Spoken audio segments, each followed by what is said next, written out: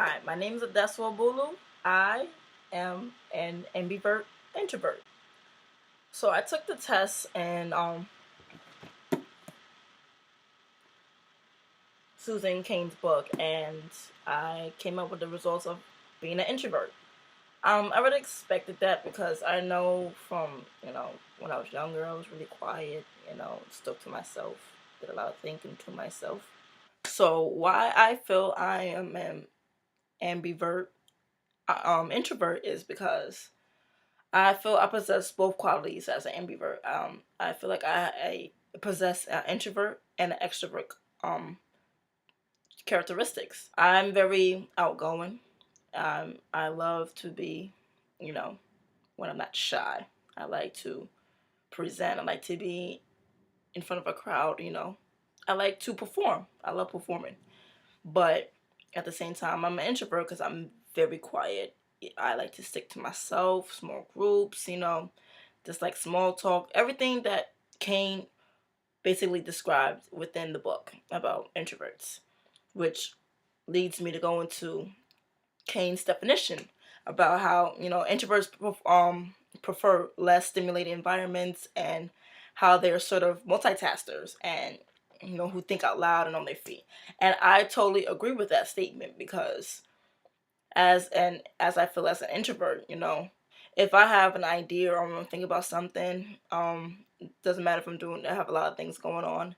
I like to tackle down my task, multitasker, ready to, switch from whatever I need to do, get things done, and I feel like that's what makes me an introvert because I do all these things, but I really do it by myself. I love to do things by myself. A quote she talks about, she says, a widely held but rarely articulated belief in our society is that the ideal self is bold, alpha, gregarious, and how introversion is viewed somewhere between disappointment and pathology.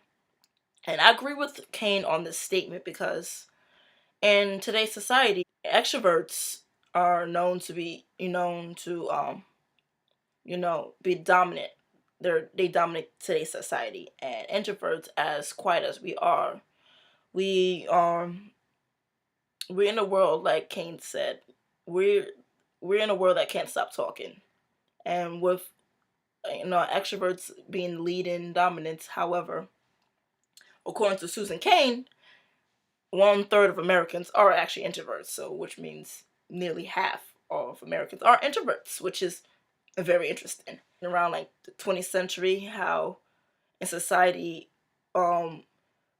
people were normally were told, were known at that time to work quietly, work within their, within, based on their morals, work to themselves.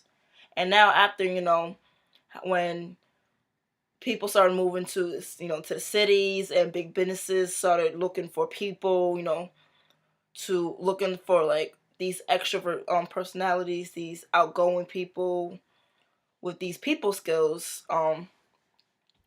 the game changed for introverts, and how do you go from a place where you're used to being like we're told to be quiet, and repressed and all that, and then have this dramatic change where all these extroverts, and now this is the new thing society where it dominates, and for the ones that are quiet it puts us down into this little category of being unknown.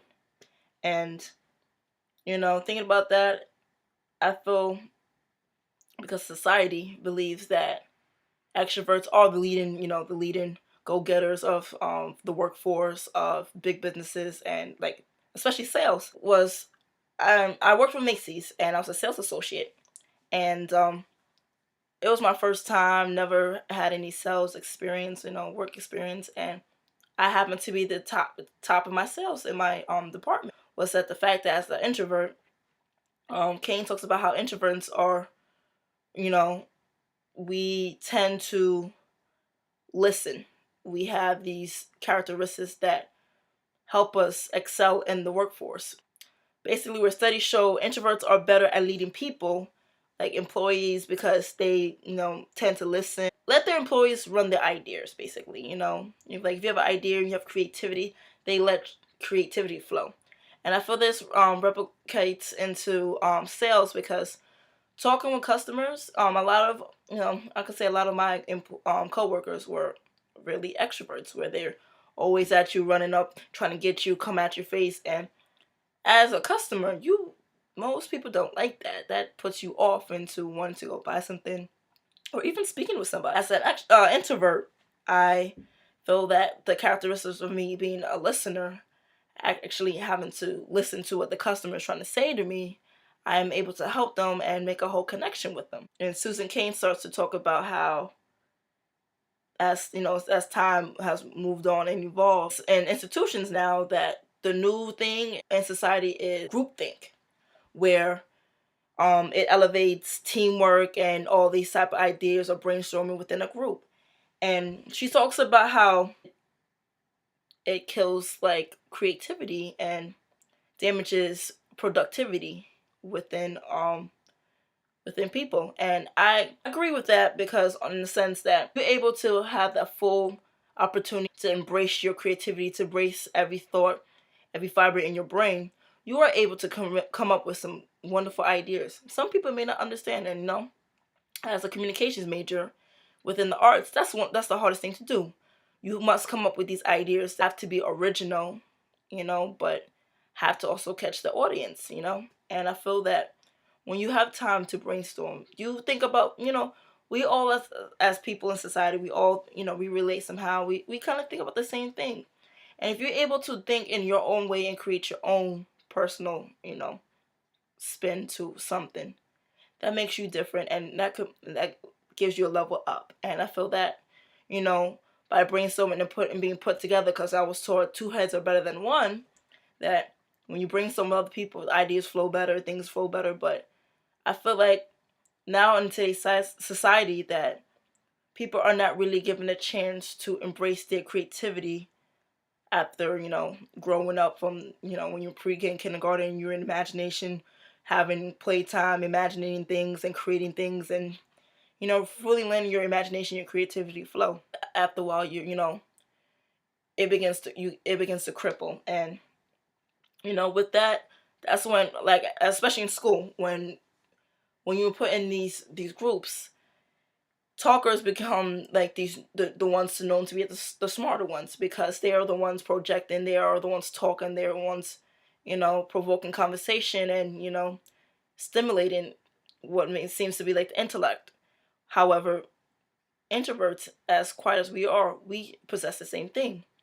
It's just that we go about it a different way. I felt like this quote by Kane actually sums up the book and everything in general, like about introverts. Like, she says, it's a very powerful thing to be quiet and collect your thoughts. And I do believe that is very quiet. I mean, that's very, important and a powerful thing, because, they always say that you always have to watch out for the quiet ones. Like, all these people are people that know, that changed the world and made a difference in the world, but are very quiet. They kept to themselves because, like she said, they were able to collect their thoughts and spend time with themselves to really explore their creativity, to really understand what they're studying or what they're thinking about. And with that, it brought change to the world, and shows how, introverts, the power of how introverts in this world that can't stop talking, we make a difference, and we are there.